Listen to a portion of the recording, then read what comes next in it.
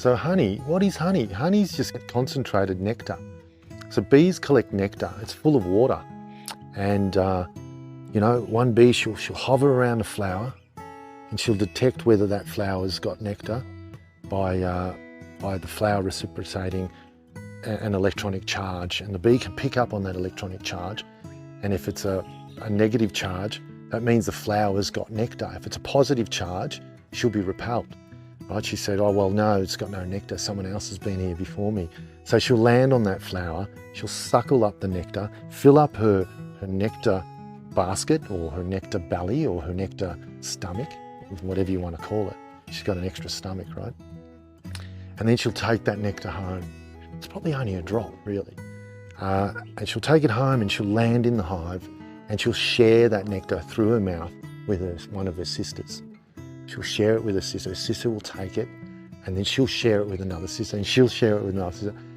It can be shared to up to about 100 bees in the hive before enough moisture has been taken out of it. Each time they share it, each bee takes out a little bit more moisture and it gets more thicker and thicker and thicker and thicker.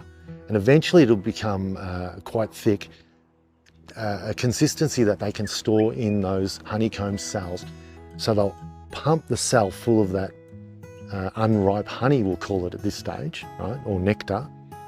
And then over a few days, they'll stand in front of those cells, they'll fan their wings, and that motion of air over the nectar reduces more of the moisture out of the nectar and eventually turns it into honey. Now, honey can't go off. If there's too much nectar left in that honey, then it will start to ferment and it'll turn into alcohol, right? That's how we make mead. But once the nectar, the moisture contents drop below 20%, then it can be turned into honey and it stays honey, and they can cap those cells with wax and keep it indefinitely. Honey has been found in Tutankhamun's tomb. It's about 3,000 years old. It's still edible. It's crystallized. Yes, it's turned into big crystals and quite thick, but it's still edible. It never goes off.